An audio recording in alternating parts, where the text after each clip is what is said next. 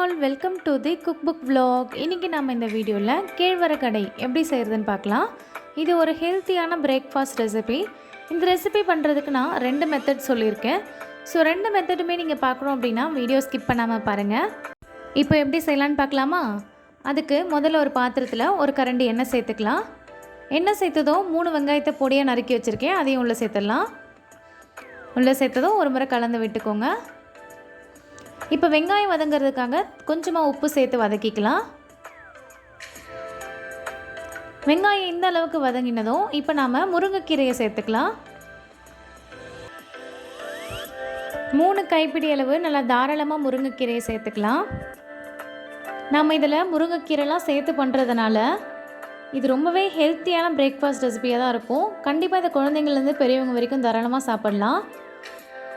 முருங்கைக்கீரையை சேர்த்து இது போல் 1 நிமிஷம் மட்டும் வதக்கிக்கோங்க. ரொம்ப நேரம் வதக்குனிங்கன்னா முருங்கைக்கீரையிலேருந்து கசப்பு தன்மை வந்துடும். இப்போ நாம் இதை எடுத்துடலாம்.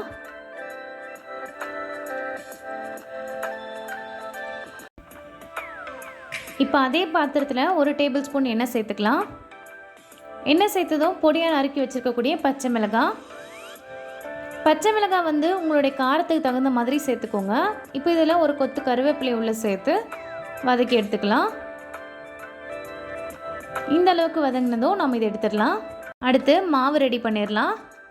இப்போ தேவையான அளவு கேழ்வரகு மாவு எடுத்துக்கோங்க.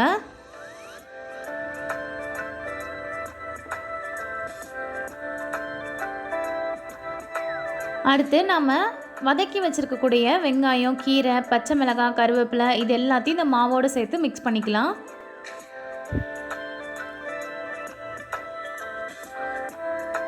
இந்த அளவுக்கு நல்லா மிக்ஸ் பண்ணதும் கொஞ்சம் கொஞ்சமாக தண்ணி சேர்த்து அடையை தட்டி எடுக்கிற பக்குவத்துக்கு மாவை மிக்ஸ் பண்ணிக்கலாம்.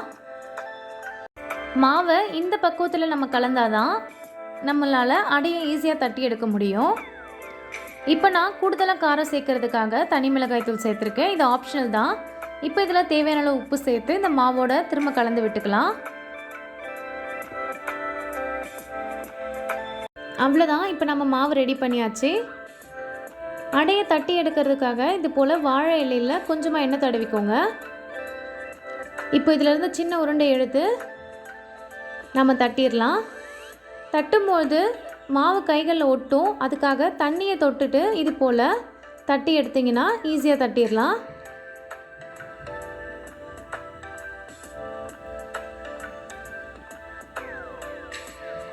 பாருங்கள், அழகாக தட்டி எடுத்தாச்சு. இப்போ நம்ம இந்த தோசைக்கல்ல போட்டு எடுத்துடலாம். அதுக்கு முதல்ல 1 ஸ்பூன் எண்ணெய் சேர்த்துக்கோங்க.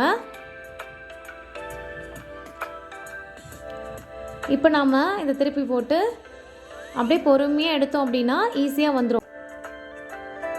இப்போ இதில் கொஞ்சமாக நெய் சேர்த்துக்கலாம். இப்போ நாம் இதை திருப்பி போட்டுடலாம். பாருங்கள், பின்பக்கம் நல்லாவே கலர் மாறி இருக்கு. 2 பக்கமும் இது போல் நல்ல கலர் மாறினதும் எடுத்துருங்க. இப்போ நாம் வேறு ஒரு மெத்தடில் இந்த அடை எப்படி தட்டுறதுன்னு பார்க்கலாம். சின்ன உருண்டையாக கையில் எடுத்துக்கோங்க. இப்போ நாம் எண்ணெய் சேர்த்த தோசைக்கல்லில் தண்ணி கொஞ்சமாக தொட்டு இது போல் தட்டி எடுத்துக்கலாம். வாழை இலையில் நம்ம எப்படி தட்டி தோசைக்கல்லில் போட்டோமோ அந்த மெத்தடை டைரெக்டாக இங்கே நம்ம பண்ணுறோம். இப்படி பண்ணும்போது கவனமாக பண்ணணும், ஏன்னா கல் ரொம்ப சூடாக இருக்கும். இந்த 2 மெத்தடில் உங்களுக்கு எது ஈஸியாக இருக்கோ அதை ஃபாலோ பண்ணிக்கோங்க. அவ்வளோதான். இப்போ நம்ம இதை தட்டி எடுத்தாச்சு. இப்போ மேலே கொஞ்சமாக நெய் சேர்த்துக்கலாம்.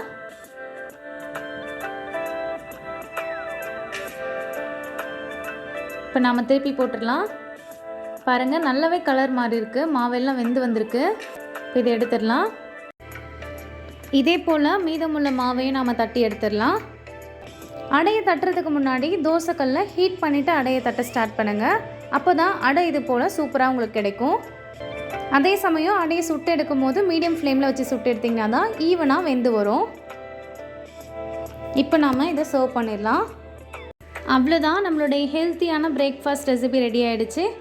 நீங்களும் வீடியோவில் சொன்ன ஸ்டெப்ஸ் எல்லாம் ஃபாலோ பண்ணிங்கன்னா இது போல் ஹெல்த்தியான பிரேக்ஃபாஸ்ட் ரெசிபி ரெடி பண்ணிடலாம். நாம் இந்த அடை பண்ணும்போது வெங்காயம், பச்சை மிளகாய், முருங்கைக்கீரைலாம் வதக்கி சேர்த்ததுனால அடையோட டேஸ்ட்டு ரொம்ப நல்லாயிருக்கும். கண்டிப்பாக நீங்களும் ட்ரை பண்ணி பார்த்துட்டு எப்படி இருந்துச்சுன்னு மறக்காமல் கமெண்ட் பண்ணுங்கள். வீடியோ பிடிச்சிருந்தால் லைக் பண்ணுங்கள், ஷேர் பண்ணுங்கள், சப்ஸ்கிரைப் பண்ணுங்கள். தேங்க்யூ ஃபார் வாட்சிங்.